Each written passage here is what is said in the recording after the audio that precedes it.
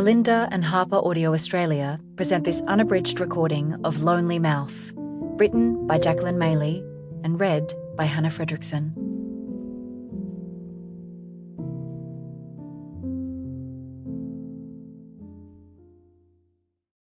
To my mother, Judy.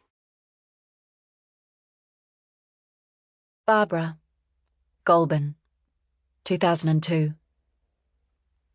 In the months before she abandoned her children in the toilets of a Goulburn truck stop, a building in the shadow of a giant sheep, Barbara became convinced she was being watched. She was not wrong. Her daughters had their eyes on her. The little one, in particular, was definitely surveilling her. The girl seems to have a fixation with me, Barbara thought. It's unnerving. All of the girl's efforts at language came out in the form of demands on her mother, it seemed.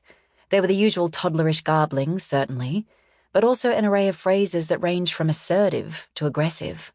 "I want," she would say, and "give me," and "no," and "now." Could this creature be any more demanding? It was just as well the little one was so good-looking, and this was something the world was mirroring back to her already. Awareness of her beauty was embedded in the girl like teeth. Barbara loved the part of the child's beauty that was hers, and hated the part of it that was his, and then, at base, in the brutal waking of the dead night, she knew that she was wrong to think this way, to feel this way, about her own daughter, her own Lara. Barbara suspected that the older one, Matilda, was probably arranging something against her. There was a hunger in Matilda's eyes, an atmosphere of wanting that had come on with her first menstrual period, which fell on her, bang, on her 13th birthday, like a stone dropped from a high balcony. Barbara had been in a bad patch then. It was May. Matilda had been a May baby. But she remembered some pleading at the bedroom door and knocking.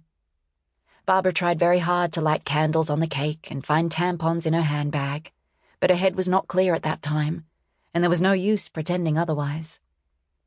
Matilda must have spoken about her to the neighbour. Barbara could see it in the neighbour's face when she came to the door, offering food and sometimes help. "Is there anything I can do to help?" people asked, as though there was a ready answer to that question. How Barbara hated this inquiry. It was a question that restated the problem. There was no helping it, no helping any of it. She was 33 now, and things were increasingly awry. One thing had to be put in front of the other. She was trying to be methodical, but did anyone know how difficult it was to maintain method when you had 2 children? Children lack method. They are terrorists, agents of chaos. Angus had left 3 months ago. He didn't take much with him, but he did take the rug. The rich-hued Persian he had given her when they first met. He'd bought it from the theatre, he said. It was part of the set for a Noel Coward play. Barbara strongly suspected that he'd stolen it, disappeared it during a drunken bump-out party perhaps. Now he was gone, and she was left with 2 girls and a bare floor. One of those things was within her power to fix. Barbara's vision was clear. A red rug on a polished floor. The new apartment would have wooden floors and strong bricks. It would be an optimistic place, built after the war, in the middle of the century when hopes were high and everyone got a house. In recent weeks, Barbara had ordered catalogues and laid them out on the floor of the flat. She leafed through pages of kilims and carpets from Turkey, Morocco, Iran, Iraq, Syria, Arabia, Egypt, and India. The little one stole the catalogues from her. Both the girls had started stealing things, an unfortunate habit that was common in children. They were all born with an innate capacity for deception.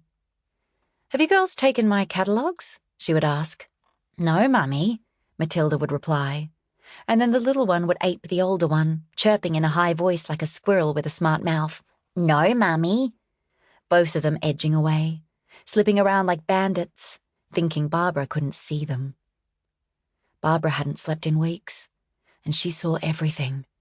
Her eyes were open all the time, like 2 mouths. There was nothing the world had to offer that didn't hit her right in the pupil. That was the problem. That, and her looks.